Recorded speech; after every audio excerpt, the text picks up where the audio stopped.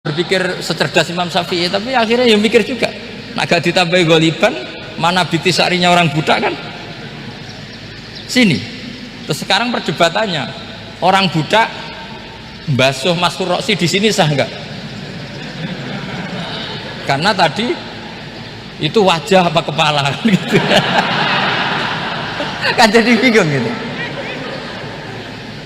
Ya makanya ini mukadimah saya supaya sampean lebih disiplin belajar fikih, dan setidaknya didiskusikan lah kitab-kitab Minhajut Thalibin atau kitab-kitab Mahali, karena di situ nanti ada perdebatan, dan perdebatannya itu indah sekali. Kayak tadi ada yang mengatakan jenazah harus di depan, tentu dalam kondisi normal kita ingin jenazah itu di depan, tapi ada kondisi itu tidak normal kayak di Masjid Haram. Lalu solusinya gimana? Ya kita ngikuti kaul Sani, fa innal janazah laisat bimanzilatil imam. Ya kalau di sini normal ya sudah, kita sholat ya normal aja lah. Masa jenazahnya di belakang kamu sholat, nanti jenazahnya iri, sekali-kali di depan aja kok gak boleh gitu. Malah jadi repot nanti. Jadi karena apa ya, kalau kita mengkaji tidak panjang itu bahaya, karena ilmu itu ada logikanya. Imam Ghazali dalam bab warid sama maurud itu gak setuju sama Imam Syafi'i, dia Maliki. Ya kalau dalam mazhab Syafi'i yang populer kan kalau ada najis airnya sedikit kan dikucurkan supaya al-ma'u itu warid. Kalau warid punya kekuatan menghilangkan, tapi gak boleh najis diletakkan di bejana yang ada airnya namanya maurud. Tapi Imam Ghazali dalam hal itu ngikuti Imam Malik, gak ada bedanya warid sama maurud, karena logika Imam Ghazali gini, misalnya ini ada najis ya mik ini ada najis di sini, atau sarong lah, contoh paling gampang kan sarong, ini sarong najisnya di sini, kamu kucuri. Ketika kamu kucur, air yang lewat ini kan tidak ada dua kola, kemudian ketika terkena najis mutanajis kan, kalau dia sudah mutanajis dia punya kekuatan menghilangkan najis apa enggak kan, karena dia sendiri berstatus mutanajis. Artinya begini, meskipun ini disorno itu bukan berarti najis gak campur. Nah terus sampean misalnya bantah, tapi kucurannya wakil terus nanti semua tersisa hilang, ya kalau gitu nggak ada masalah kan. Pertanyaannya kan karena banyu itu satu ciduk, sehingga Imam Syafi'i mengatakan cara berpikir Imam Ghazali, air itu oleh Allah dikatakan mutahhirun, mensucikan. Ya sudah, kalau ada air berarti mensucikan, baik caranya warid maupun maurud, bukan karena air itu menghilangkan najis. Karena tadi logikanya yang sudah kena najis, air ini sudah berstatus mutanajis, berarti pas mulai lewat ke bawah dia statusnya apa? Mutanajis, ke bawah lagi berstatus mutanajis. Misalnya sampean bantah, tapi mutanajis ini kan dihilangkan oleh air di atasnya. Ya kalau ada jaminan air berikutnya bisa menuntaskan. Nah najisnya bandel, gandok kan terus panjang perdebatannya. Makanya kata Imam Ghazali, sudah dalam hal itu saya ikut Imam Malik. Anggarono najis kok is disori banyu ne ora mutaghayyir, ya ngono iku jenenge nyucekno. Mergo banyu oleh Allah distatuskan mutahhir, mensucikan. Dadi ora usah bayangno sing jlimet-jlimet. Nah itu namanya masodak, wis keceluk basuh ambek banyu, berarti wis keceluk mensucikan. Itu juga satu kefiah dalam usul fikih. Ya sudah seperti itu. Ya kayak sampean kangen anak lah. Kangen anak itu ketemu wis cukup ta ora? Cara sampean wis cukup. Tapi cara anake sampean ketemu tok ra nyangoni. Nah. Lalu ukurannya itu ukuran anak apa ukuran orang tua? Enggak ukuran anak apa ukuran orang tua? Definisi ketemu lalu. Ukuran orang tua apa ukuran anak? Sama khilafnya ulama. Ini contoh terakhir dari saya. Fasyamu salasati ayyamin fil haji wa sab'atin idza raja'tum. Ada pelanggaran haji yang bayarnya itu puasa 3 hari di musim haji dan 7 hari ketika pulang. Imam Syafi'i berpendapat 7 hari yang idza raja'tum ketika pulang itu orang itu setelah di rumah. Di mana-mana pulang itu setelah di rumah. Tapi menurut Abu Hanifah enggak. asal sudah balik kanan dari Mekah, dia di perjalanan puasa sudah sah. Karena bagi penduduk Mekah, kalau kamu sudah balik kanan namanya pulang. Seperti ini saya nanti, setelah acara saya pulang. Pasti Kiai Roba kalau ditanya, Gus Bak kemana? Sudah pulang. Tapi tanyakan istri saya. Jadi orang sini kalau saya sudah pamit, sampean bilang saya pulang enggak? Gus Bak kemana? Sudah pulang. Tapi tanyakan istri saya. Belum pulang. Lalu ukurannya ini jenengan apa istri saya? Mau nggak mau harus, karena Allah hanya ngertian wasab'atin idza raja'tum, dan 7 hari ketika kamu sudah pulang. Ukurannya siapa coba? Ukurannya penduduk Mekah apa keluarganya? Kalau ukurannya penduduk Mekah, asal orang haji sudah cabut ya disebut pulang. Tapi kalau ukurannya keluarga, asal belum sampai rumah belum disebut pulang. Itu yang seperti kita dulu ketika era Wesel, zaman Ki Mas Buken, Ki Roba Mondok, saya kan era Wesel. Angger wong tua bar ngeposno, anakku wis tak kirimi kan gitu. Wong wis diposno. Tapi masih 3 hari. Jari anake durung dikirimi. Bener mana coba? Ya kira-kira seperti itulah usul fikih. Saya mohon anak-anak Inkafa ini mengkaji itu. Dengan status fakih itu orang yang mutafannin, mutabakhir fil fikih. Itu baru disebut apa? Fakih. Kalau enggak namanya apa? Mutafakih. Jadi bukan fakih tapi berpura-pura apa? Berpura-pura ahli fikih. Ya, tentu sekolah ini bukan diciptakan untuk yang berpura-pura fikih, tapi memang benar-benar apa? Fakih. Ya, saya kira demikian. Mohon maaf. Assalamualaikum warahmatullahi wabarakatuh. Asyrafil mursalin sayyidina Maulana Muhammadin wa ala alihi washabihi asma'in, nama ba'du. Para kiai, para teman-teman yang hadir di sini yang saya hormati. Di sini ada Kiai Haji Mas Duki, ada Bapak Yusuf Mansur, ada kiai yang bupati juga, Bapak Hafid. Yang saya hormati Direktur PKN STEN, juga Ketua Penasihat Aliman Dr. Dawud Arifan. Yang saya hormati teman-teman, karena dari awal ini ngaji untuk seneng ya, untuk farhah itu seneng. Tidak tahu saya bacanya Farhatul Aidin wa Falaful Pak Izin ya, Pak Ketua, Pak Tamam. Saya cerita sedikit tentang seneng ya, al-farah ya. Dalam Islam seneng itu sudah ibadah. Jadi di antara ibadah terbaik manusia itu seneng. Jadi kalau analoginya kita dikasih rumah teman atau mertua atau guru atau siapa saja, hal paling menjengkelkan itu ya sudah dapat gratisan brutu itu berenang. Nah ini kita sudah pakai buminya Allah itu gratis, pakai airnya ya gratis, pakai oksigen ya gratis, kok masih brutu, itu sudah jadi hamba yang nggak bener. Jadi bayangkan kalau kita pakai oksigen bayar, pakai buminya bayar, pakai airnya bayar semua, kayaknya kita tidak mampu membayar. Dan kita sama Allah hanya disuruh ikrar, disuruh sujud. Pentingnya ilmu satu, bahwa itu akan menjadikan satu perilaku. Misalnya begini ya, dulu itu kiai-kiai Jawa zaman dulu itu patokan, karena dulu pemerintahan Hindia Belanda, seorang lagi masih pemerintahan Hindia Belanda. Itu dalil yang sering diutarakan itu, baik-baiknya Umar itu yang datang ke ulama, terus jelek-jeleknya ulama itu yang datang ke Umar. Tapi semenjak pemerintahan Indonesia dan kemudian ditandai beberapa tokoh kayak Gus Wahid putra Ki Hasyim jadi Menteri Agama, ada Gus Wahid putra Ki Wahab juga jadi Menteri Agama, ada Ki Fatur Rahman keluarga Mbah Maimun keluarga Sarang juga pernah jadi Menteri Agama. Kemudian bersamaan dengan itu dibangunlah satu pegangan ilmu. Pegangan ilmu ini penting karena ini yang mengilhami semua orang Islam, terutama ya utamanya ulamanya. Ada seorang ustadz, seorang guru ngaji yang karena melihat rata-rata penguasa itu zalim ya, datang ke Harun Ar-Rasyid. Ini perlu disemak, datang ke Khalifatullah atau Amirul Mukminin Harun Ar-Rasyid. karena beliau seorang raja tentu terduga lah, atau ya umumnya atau gimana lah istilahnya itu ya rata-rata ya agak seenaknya namanya raja, namanya penguasa. Ini dalam pikiran Ustadz itu tidak mesti dalam fakta.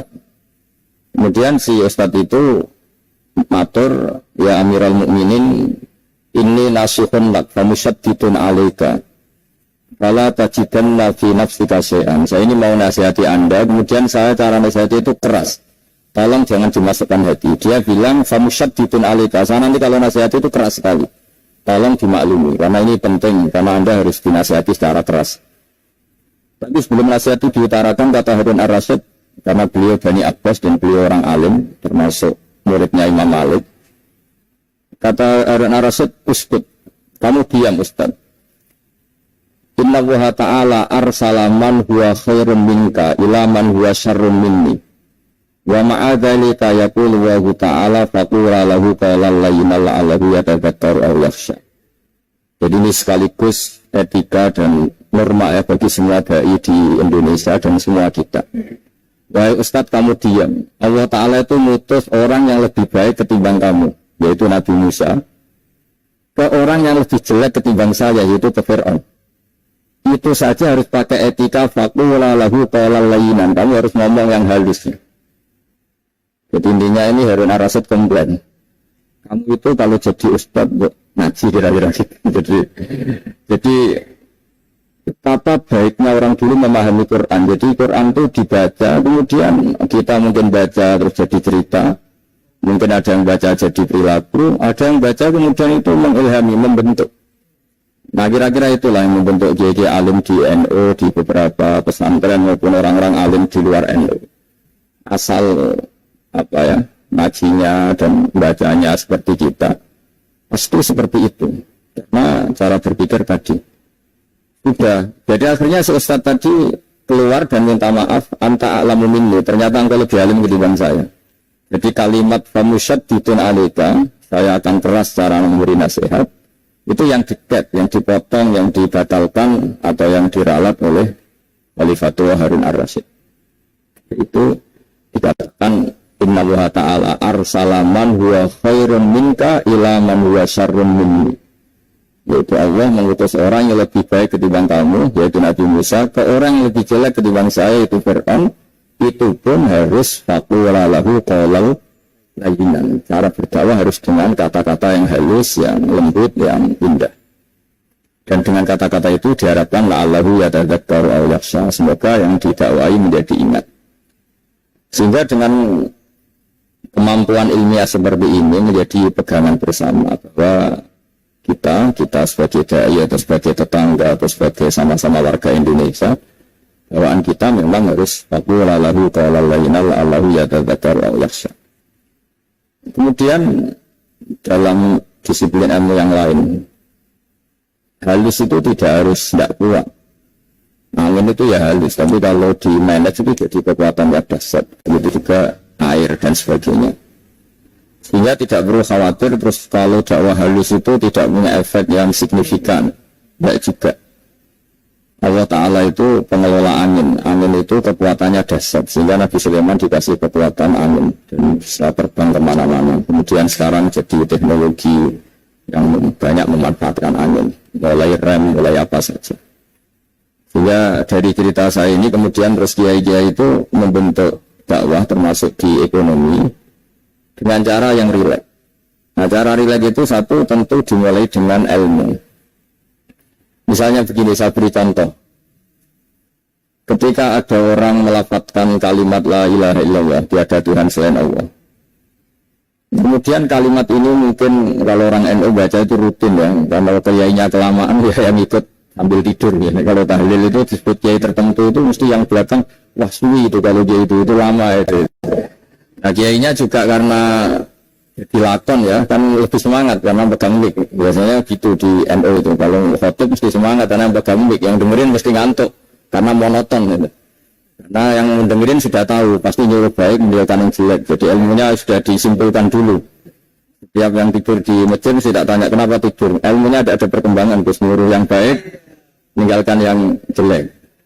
Tapi kalau ilmunya agak ada perubahan kan dengar semua pasti nyuruh yang jelek, meninggalkan yang baik. Karena watak manusia itu agak-agak suka fitnah, itu suka geger. Tapi kalau monoton itu mesti enggak itu. Tapi yang menjadi pegangan kita, saya ulang lagi, itu ilmu dulu. Saya ulang lagi ilmu dulu. Saya berkali-kali menyontohkan, kalau ada orang kafir, orang yang tidak bersyahadat 70 tahun, kemudian dia bersyahadat sekali saja di akhir hayatnya. Itu kata Allah, qulil ladzina kafaru iyamtahu yughfar lahum ma qad salaf. Katakan ke mereka yang kafir, jika dia mau bersyahadat, itu masa lalunya diampuni semua. Hingga kedahsyatan kalimat ini luar biasa. Orang yang kafir 70 tahun saja, barokahnya la ilaha illallah ini, dosanya bisa diampuni semua. Nah kemudian karena ilmu ini tidak begitu populer atau kurang dipopulerkan, atau kita sendiri kurang menghayati, hingga la ilaha illallah itu lebih dianalisis. Cara lafaz ini, pelafatannya ada sanadnya enggak ya? Cara melafatkan bareng-bareng seperti itu ada tumpengan ini bid'ah enggak ya? Jadi pertanyaannya sudah tidak tentang keramatnya atau sakralnya atau fadilahnya la ilaha illallah, tapi sudah macam-macam. Jadi dan cara seperti ini ada hadisnya enggak, legal enggak, terus ada sanadnya enggak. Jadi saya mohon, semohon-mohonnya untuk teman-teman yang di aliman itu harus ngaji ya. Ngaji itu nanti kamu tahu cara mandang sebuah ibadah Belanda itu. Ulama-ulama keras sekali, sejelek-jeleknya ulama itu yang datang ke Umar. Tapi setelah era Mbah Hashim, era sampai Mbah Maimun, itu mereka peduli sama Umar, semuanya sama-sama warga Indonesia yang ingin melihat Indonesia yang lebih baik. Juga banyak, ya kakak saya sendiri pernah wakil bupati, terus putra Mbah Maimun wakil gubernur. Ini teman saya di Hafid ya bupati. Semenjak itu terus, dan itu nggak lepas dari cara pandang. Yaitu cara pandang diantaranya adalah cerita tentang Nabi Musa yang Allah tetap peduli sama Fir'aun. Hingga tetap didakwai Nabi siapa? Dan posisi Musa datang, bukan memanggil. Ya cuma sampai sekarang itu belum pernah ke kantor bupatinya Pak Habib. Karena kadang-kadang orang terus curiga mengajukan proposal itu dia agak repot.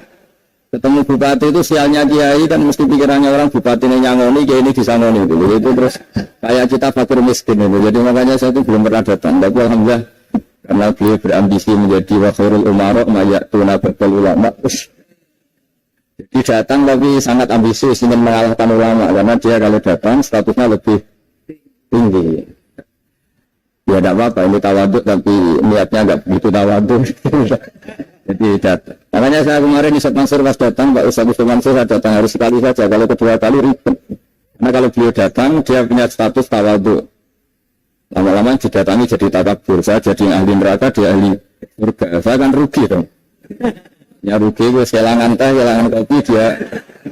Beliau berstatus tawaduk, saya berstatus takabur kan repot. Makanya saya berharap jangan datang lagi. Karena jadi repot itu, jadi repot kan. Padahal saya kalau disuruh datang ke Jakarta kayaknya ya berat, selain sibuk juga terganggu ya. Jadi saya sering ke Jakarta tapi ya tadi jarang ya. Biasanya mengantarkan waktu hanya pas saja, tidak kurang tidak lebih. Biasanya ngajar di pondoknya Pak Kures itu di Baitul Quran ya. Hanya ngajar santri-santri itu. Nah, jadi pemahaman Quran dulu itu kata Imam Ghazali. Ini sekaligus karena ada Pak Ustaz Yusuf Mansur. Itu membaca Quran itu membaca, bukan bercerita. Kalau kamu membaca seperti ini, kunta qori'an, kamu pembaca. Pembaca itu yang mengambil pelajaran. Tapi kalau kamu hanya cerita, itu namanya kunta hakian. Sebenarnya Anda tidak membaca Quran, tukang cerita. Misalnya tadi, cerita Nabi Musa datang ke Fir'aun. Itu kalau kamu hanya cerita, oh dulu itu ada orang namanya Fir'aun, didakwai Nabi yang namanya Musa. Ini namanya tukang cerita. Kalau kamu pembaca tidak gitu. Betapa baiknya Allah. Orang sengawur Fir'aun saja ininya Allah masih ingin diselamatkan dengan mengutus Nabi Musa kekasihnya. Itu namanya punta qori'an. Kamu pembaca betul, bukan punta hakian. Kamu tukang cerita. Begitu juga seterusnya tentang Quran ayat-ayat seterusnya. Sehingga yang diharapkan dari pembacaan Quran itu memang kita sebagai ahli baca, ahli mu'tabir ya, ahli yang ngambil pelajaran, bukan tukang apa? Berita. Juga dulu ketika Sayyidina Umar radhiyallahu anhu ketika membuka Baitul Maqdis atau Baitul Muqaddas dan diajak syukuran, pesta-pesta makan itu. Beliau tidak mau. Ketika ditanya kenapa engkau tidak mau, alasannya itu langsung beliau baca Quran. Jadi saya punya sekian contoh. Saya ulang lagi, saya punya sekian contoh. Orang-orang dulu dengan Quran itu menyatu, bukan sekedar dihafal tapi menyatu. Hingga bawaannya itu sudah Qurani, sudah Quran. Saya beri contoh pertama Rasulullah SAW, nanti Umar kedua. Rasulullah itu pernah tidak makan sampai 3 hari. Terus ditanya oleh sahabat, lalu kekuatan engkau bisa hidup apa?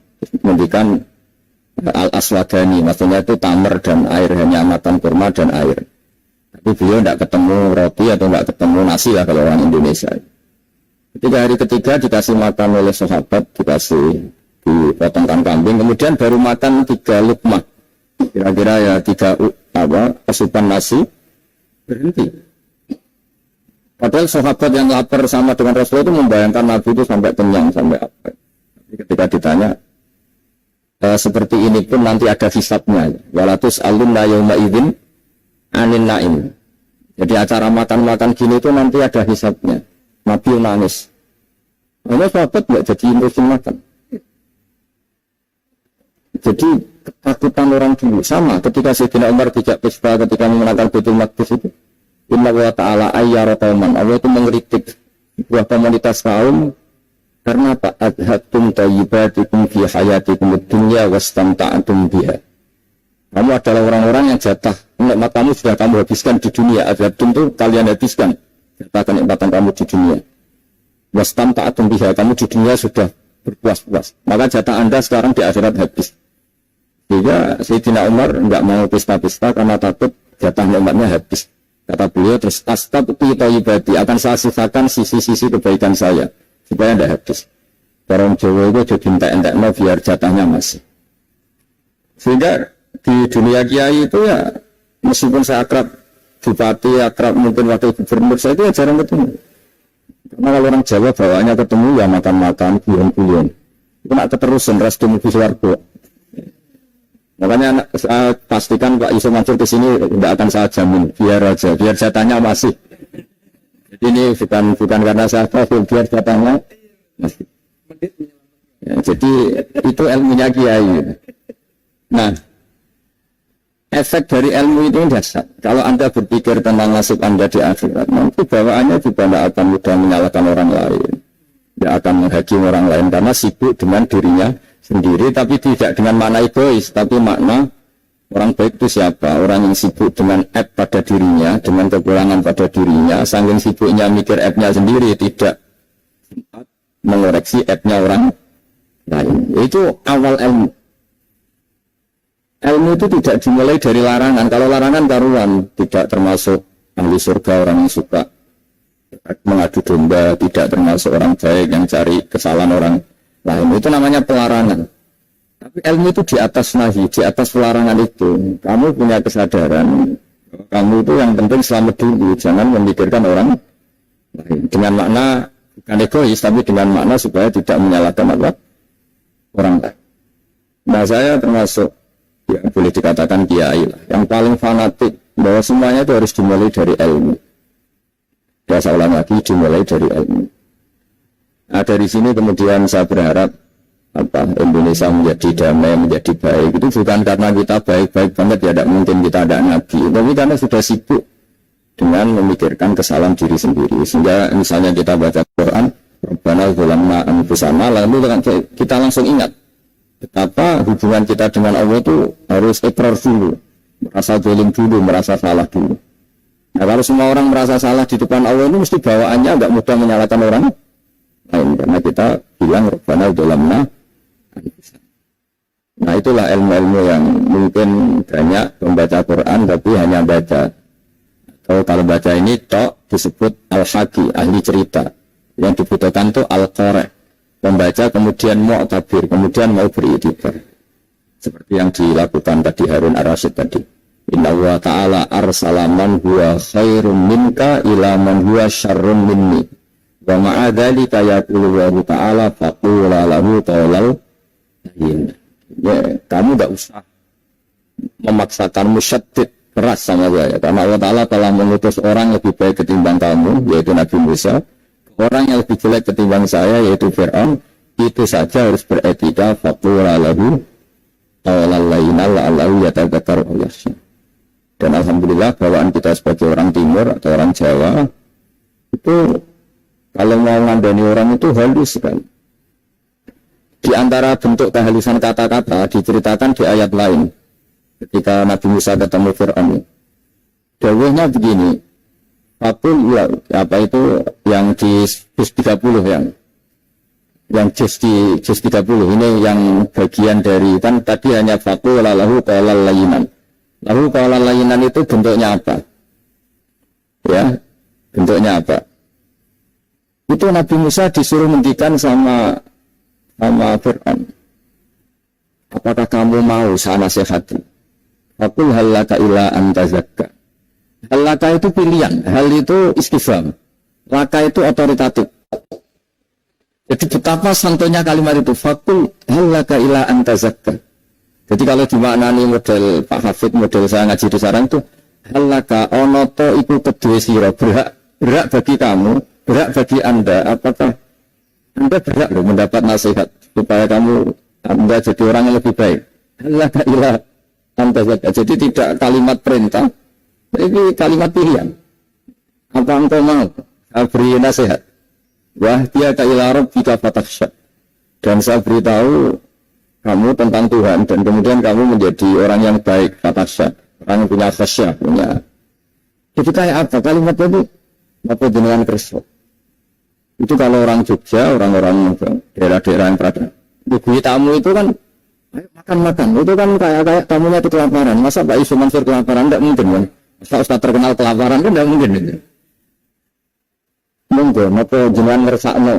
Karena jelasnya tamunya itu tidak terus, mungkin karena darah tinggi, mungkin karena takut dianggap fakir miskin, macam-macam kan orang enggak. Itu kalimatnya itu halaka ila antazakka. Kayak apa indahnya dakwah. Halaka ila antazakka itu ada kata laka itu ya terserah jenengan mau enggak. Wa ahdiyaka ila rabbika fatakhsha. Nah, itu yang disebut membaca. Punta qari an-nahakian, Anda benar-benar membaca Quran, bukan sekadar penceri. Nah kemudian ini yang terakhir saya juga baru, sebenarnya saya itu nggak pernah bilang santun itu, tapi Pak Ustadz Zakaria itu GR terus. Sampai tadi pagi itu saya belum tahu kalau ada acaranya. Ya karena saya kiai, jadi kalau kiai itu kan ingatnya sama Allah saja. Kalau sama manusia itu rontok-rontok lali gitu. Itu bukan memaksa, ya memang lupa. Kalau mana sih pentingnya manusia kan tidak penting cara ilmu tasawuf itu. Tapi karena ini titipan Rasulullah SAW terus menjadi penting kan. Titipi umat ya jenengan itu. Sudah ngaji ngatur dia ribet itu. Ya ini biasa ngaji kan, kiainya yang ngatur, santri ini enggak. Ya ngaji tanggal ini jam ini. Itu kan mengabaikan semua aktivitas kiai. Pada jam ini mungkin saya punya jam. Mungkin jalan-jalan atau ngaji atau mutola'ah atau munajat, gara-gara Pak Zakaria ini yang terus Mas Tamam ini yang provokasi. Ngaji di jam ini, tema ini. Saya itu kalau ngaji ditentukan tema itu, ini memang saya agak keras di bab ini. Itu kayak ibarat gini. Saya ini dokter, kemudian ada orang yang sakitnya itu jantung, terus bilang ke saya, Pak dokter sembuhkan pukul saya. Yang penyakit ekstrimnya itu jantung, bila disembuhkan apa? Pukul. Kan tak penting, sembuh tidak sembuh, pukul itu kan tak penting, jerawat itu. Kiai itu tahu, kesalahan paling fatal manusia itu akidah. Kadang-kadang mintanya ilmu yang tidak akidah, yang tak penting. Jadi kadang-kadang kiai itu ya digurui betul kalau di Indonesia. Misalnya, ini tidak nyindir loh, memang marah betul loh kalau di bab-bab seperti ini. Tapi ini biar jadi ilmu masif, ilmu yang general. Saya ulang lagi ya, Anda jadi dokter, tahu pasien Anda ini penyakit jantung kronis, atau sudah fatal lah sudah. Terus orang itu bilang, Pak Yai, itu Pak dokter, tolong obati kulit saya supaya tidak jerawatan. Kamu bilang ini orang aneh enggak? Aneh kan? Nah, kiai juga gitu. Kalau sering itu ada orang mau haji, itu terus doain saya jadi haji mabrur. Pernah belajar haji, Pak? Mungkin nggak orang belum belajar nyupir, terus kemudian minta didoain, terus saya mau nyupir, doain selamat. Nyupir aja nggak bisa, kok minta doa selamat. Harusnya mintanya kan belajar dulu, baru minta. Tapi kali ini aliman benar, ngajaknya akidah dulu, ahli sunnah. Nah itu benar, karena akidah itu hal yang prinsip, memang harus. Kalau kebetulan nggak benar, tak revisi betul. Untungnya kalau temanya benar. Jadi saya mohon ke seluruh orang-orang yang mau ngaji ke kiai itu, tema itu biar yang milih kiai, supaya tahu prioritas yang harus benahin. Jangan tema yang kita yang milih, jangan-jangan tema yang kita pilih itu tidak mendesak atau tidak penting. Ini bukan apa, ini saking ingin baik saya ya, keinginan baik saya supaya dulu zaman sahabat ya gitu. Kalau ada pertanyaan salah sama Nabi dibenerin, cuma Nabi terlalu bijak. Karena benerin itu enak. Kalau saya karena tidak Nabi saja ya agak-agak kasar kan. Kalau tidak Nabi tidak wajib bener terus. Wajib bener terus itu Nabi. Saya beri contoh. Nabi itu ngendikan tentang kiamat. Kiamat itu dahsyat, mengerikan gini-gini. Kalau pikirannya orang kampung itu begini. Nabi ini aneh. Berita kiamat dahsyat tapi nggak ada tanggalnya, nggak ada tahunnya. Harusnya ada dong, biar kita bisa persiapan. Jika Nabi bisa masih di tengah-tengah khutbah itu, ya Rasulullah mata sa'ah. Awalnya ini orang Bedui, Nabi nggak dengerin, ulang lagi. Mata sa'ah ya Rasulullah. Ketika Nabi mengabaikan itu ada dua kelompok sahabat, yang satu bilang lam yasma, Nabi tidak dengar sehingga mengabaikan. Yang kedua bilang sami'a wa kariha, Nabi hanya mendengar tapi tidak berkenan. Tapi diulang lagi ketiganya, ya Rasulullah mata sa'ah. Akhirnya Nabi jawab, mau tidak mau, karena kalau enggak itu namanya orang Bedui ngomong terus. Nabi balik tanya, ya karena cara berpikir dia kalau kiamat itu jelas kapannya kan bisa persiapan gitu. Kalau enggak pas mau kiamat terus pas ngaji Quran, apa kan bisa persiapan itu. Akhirnya Nabi balik tanya, ma'atatalaha. Kamu berani tanya kiamat, lalu persiapan kamu apa? Ya, terus orang itu bilang masyhur itu, ma'adatullah kabira sholatin wala siyamin wala kada wa kada walakin uhibbuka. Saya sebenarnya tidak punya persiapan ya Rasulullah, cuma persiapan banyak puasa ya enggak, banyak sholat enggak, tapi saya mencintai engkau. Masyhur itu jadi hadis paling legenda, almar'u ma'aman ahabba, sebagian disebut anta ma'aman ahbabta. Ini kata semua sahabat yang di masjid. Ibu Dwi ini orang paling dibenci sahabat karena mengganggu Nabi saat khutbah. Tapi aslinya ini menjadi orang paling dicintai sahabat karena barokahnya itu hadis itu keluar secara terbuka. Almar'u ma'aman ahabba. Bagian lewat yuhsyarul mar'u ma'aman ahabba. Nanti orang akan sowan sama Allah bersama orang yang mereka cintai. Itu sahabat-sahabat fama farihu ba'dal Islam farahahum biadal hadis. Mereka tidak pernah senang setelah masuk Islam sesenang hadis ini. Karena kita tidak perlu soleh-soleh banget, cukup menyintai orang apa? Soleh gitu. Makanya saya sekali bilang itu ya, kadang-kadang saya jadi orang alim itu ya rugi. Ruginya tadi. Misalnya untuk menjadi orang alim harus hafal Quran, lagi Bukhari, Muslim, Ikhya. Ternyata pengumuman kedua orang nggak bisa apa-apa. Gelombang kedua para pecinta. Waduh, itu kan repot. Jadi kita yang jadi orang alim susahnya bukan main. Ternyata disaingi pengumuman kedua dan para pecintanya. Itu kan. Akhirnya ketemu orang-orang nggak jelas tadi itu. Nah itu ya termasuk farah dalam Islam, farhatul aibin. Jadi senang itu di Islam itu ibadah. Ya, qul bi fadlillah wa bi rahmati fa bi dzalika falyafrahu. Senang itu diperintahkan Allah. Saya itu sering di kamar, kadang itu nyuwun sewu kayak gatelan itu, apa itu. Ya agak pukur-pukur terus merengut saja malu. Malu saya itu dilihat Allah kok kayak enggak ridho itu malu. Ya kayak tadi lah, kamu dikasih rumah gratis, kemudian pas yang ngasih datang, kamu kelihatan cemberut, itu yang ngasih mangkal. Dia dikasih gratis, masih cemberut. Sama hubungan kita dengan Allah itu semuanya dikasih gratis. Makanya tabassum, senyum itu ibadah. Kita yang nekuni ilmu hadis. Betapa hebatnya Nabi ngendikan, kalau kamu tidak bisa ibadah yang berat-berat, cukup ibadah senyum. Kadang ngendikan tol koti wajin, kamu cukup berwajah yang indah, yang menyenangkan. Tabassum, senyum. Kalau kamu tidak bisa membalas jasanya orang yang ngasih, minimal kamu senyum, minimal kamu kelihatan senang. Makanya senang itu sudah ibadah. Ya, sekarang orang untuk senang aja susah. Karena bawaannya nuntut orang lain supaya ada keinginan dia, bawaannya nuntut, ribet. Kalau gitu ya ribet. Makanya saya bilang al-ilmu yurisul ahwal. Ilmu itu diperkuat. Nanti yurisul ahwal. Ilmu itu akan membentuk Anda. Dulu beberapa raja itu ya punya luhur karena jadi raja. Punya apa saja. Tapi punya prasat ulama itu ya nasihat itu sederhana. Ada seorang raja tanya ke kiai, gimana dengan semua kerajaan saya? Wah, padahal dia punya apa saja. Jenengan miskin sekali, itu kerajaan seluas ini. Kok bisa ya? Ditanya sama si ulama tadi. Andaikan Anda di padang pasir, kemudian kalau tidak minum segelas air itu mati. Apakah Anda akan membeli segelas air ini dengan semua kerajaan Anda?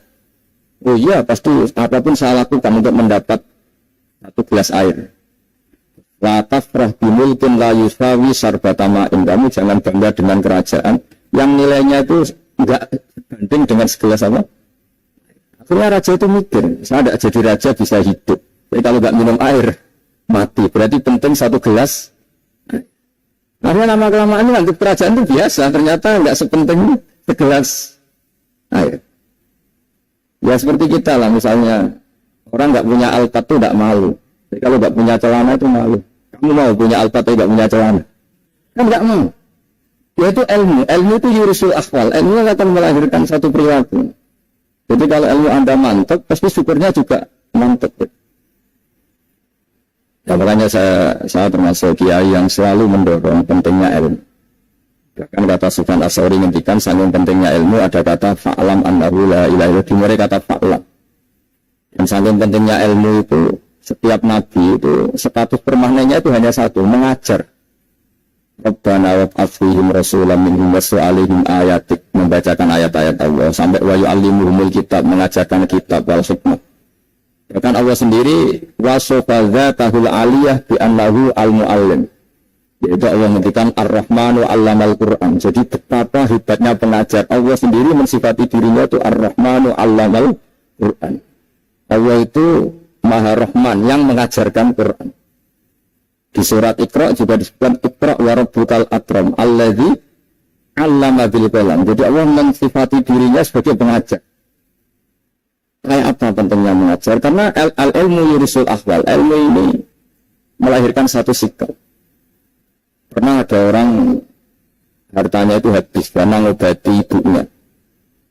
Terus datang ke saya, dia sumpah karena hartanya habis ngobati ibunya. Terus dia bilang, bos saya ini sekarang sudah miskin karena ibu saya sakit dan harta saya habis untuk ngobati ibu saya. Tak bilang sama saya. Kan kepun pinter walaupun goblok, kepun pinter kesini. Ingin pinter apa ingin goblok? Katanya ingin pinter. Kalau ingin pinter bahasanya jangan gitu. Harta kamu itu masih di akhirat karena habis untuk ngobati ibu. Bayangkan kalau habis untuk maksiat itu habis betul. Terus dia mulai syukur. Alhamdulillah Gus, harta saya habis secara heroik karena untuk mengobati apa ibu. Dia pinter dia. Akhirnya miskin sampai sekarang ya tetap pede saja karena masih punya tabungan di akhirat. Dan itu saya terinspirasi oleh ilmu juga. Jadi dulu Sayyidah Aisyah itu pernah nyimpan sepotong daging kambing. Disimpan untuk dimakan beliau. Karena beliau mau iftar ya, mau buka atau apa. Singkat cerita, karena bawaan keluarga Nabi itu sahok, ada orang minta dikasihkan. Suatu saat, akhirnya kan habis. Terus Nabi tanya, yang daging tadi di mana? Habis. Nabi cara menjelaskan itu indah sekali. Harta kamu itu baju yang kamu pakai, nanti ya rusak. Yang kamu makan, nanti ya ke WC. Wa tasaddaqta fa abqaita. Memang di semua riwayat itu pakai dhamir mukhatab mudzakkar. Meskipun asal usul riwayat itu untuk Sayyidah Aisyah, karena untuk umum. Yang kamu sedekahkan itu yang masih. Kamu jangan bilang kamu sedekahkan itu yang habis. Yang kamu sedekahkan itu yang masih. Misalnya saya punya uang 1 miliar misalnya. Pernah tak sedekahkan ke fakir miskin atau ke kiai atau ke pondok 1 juta. Itu yang mesti masih. Karena kadang di luar kekuasaan kita. Kadung lillahi ta'ala. Justru yang masih itu yang potensi nanti untuk hal-hal yang kurang positif. Semenjak itu orang sedekah itu begitu entengnya karena itu yang masih. Ya tapi tentu sarannya yang tepat ya. Saya sekarang sering kampanye sedekah tepat. Karena misalnya sering saya itu didatangi orang kaya. Saya ini punya uang banyak, ingin pinjam mulai masjid. biar dipakai orang Jumatan. Saya bilang, kamu ingin jadi orang baik betul apa baik versi Anda? Baik betul, Gus. Tak ajarin mau, tak tersinggung. Mau, Gus. Kalau Anda bikin masjid di kampung Anda, masjid terbaik di dunia sekalipun, yang bingung saya, ahli fikih. Bisa. Kan terjadi 2 Jumatan, nanti sahnya yang mana? Kamu enak aja bikin masjid, kamu bikin masalah baru bagi kiai fikih di daerah kamu. Belum nanti orang terus migrasi ke masjid Anda karena lebih baik, tariknya lebih baik. Kamu membunuh masjid yang lebih tua, itu nggak sopan sekali, masjid itu sudah lebih tua kamu. Akhirnya mikir, nggak usah aku selalu gitu, sudah apa saja, yang penting perintah dengan gimana. Ya sih. Jadi sedekah itu juga harus dibina supaya kalau orang kan bisa saja kan uang 100 juta itu untuk fakir miskin manfaat, ternyata untuk masjid yang sifatnya aksesoris, untuk lampu yang kristal yang mahal-mahal bukan yang pokok. Itu pentingnya ngaji ya. Jadi lagi-lagi al-ilmu yurisul akhwal. Ilmu itu melahirkan satu sikap.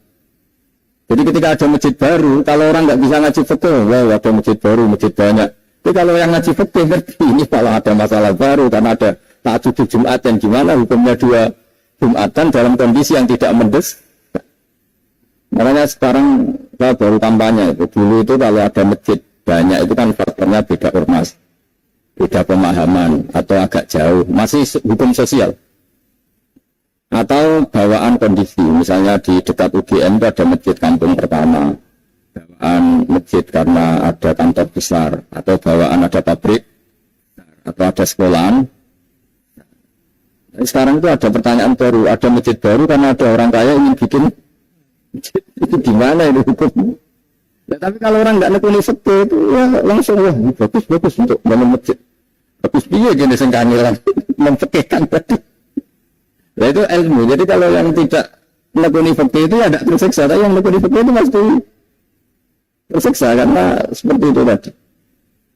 Ya jadi saya mohon di antara cara kita dakwah secara damai itu dimulai dari Rabbana Zolamna sama itu dipakai Nabi di redaksinya diganti dengan makna supaya kita per individu matur Allah apa ini zolam tu nafsi dzulman kabiran.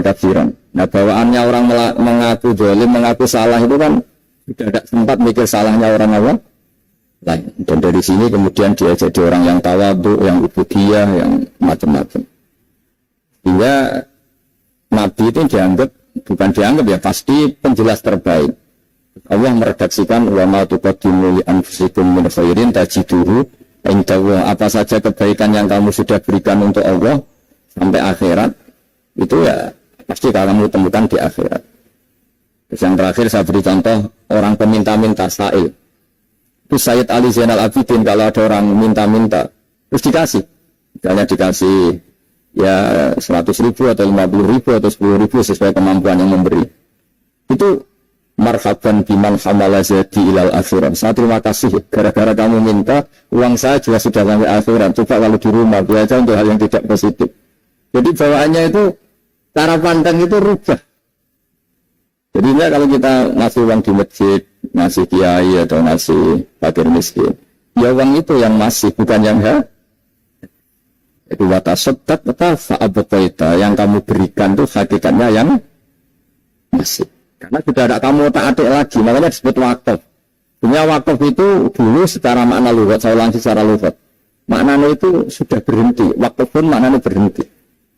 Nah sedekah itu dari kata sedekah maknanya benar. Orang yang sering sedekah berarti imannya benar. Orang yang uang sudah diberikan berarti dia sudah terputus, wakaf berhenti dari hubungannya dengan dia. Sudah dikasihkan berarti selesai. Sehingga wakaf dan sedekah itu sebenarnya maknanya saling melengkapi. Kemudian orang-orang fikih karena ada disiplin ilmu tertentu, wakaf itu untuk sedekah yang permanen, yang abadi, kemudian sedekah untuk infak. Tapi itu kan hanya istilah-istilah dalam disiplin ilmu. Sebetulnya kalau pakai ilmu yang umum, sedekah ya bisa disebut wakaf ya bisa disebut apa? Sedekah. Karena maknanya sedekah itu wakaf. Wakaf itu apa? Tatu raqabatil malik an hadal mal atau an mali. Hubungan pemilik harta ini terputus dari harta itu. Jadi misalnya saya sudah wakaf tanah ini ke masjid, sudah diterima. Buat saya kepikiran gadekan atau menjual sudah tidak bisa, sudah berhenti di situ saja hubungan saya dengan kepemilikan harta itu. Makanya disebut apa? wakaf. Ya. Dan kalau saya wakaf berarti menunjukkan kebenaran iman saya karena sudah menafkahkan sebagian harta untuk Allah Ta'ala. Sodak. Makanya bahasa Arab itu gampang ya. Kalau sodak, sodak. Orang kalau bayar mahar disebut sodak karena menunjukkan cintanya. Teman yang setia disebut sodik karena ya benar dalam berteman. Abu Bakar disebut as-siddiq karena sangat membenarkan kanjeng Nabi dan seterusnya dan seterusnya. Ya, jadi semoga ayat tadi dan saya mohon maaf karena ya memang kalau ngaji ya alami seperti ini, tapi insya Allah barokahnya alami itu menjadi ikhlas, tidak tasannuk, tidak riya, tidak sebenarnya dalam bahasa itu. Yang jelas saya inginlah bahwa ayat yang saya baca tadi benar-benar jadi pegangan bersama. Faqula lahu ta'ala laina la'allahu yatadzakkaru. Ya, mohon maaf. Assalamualaikum warahmatullahi wabarakatuh.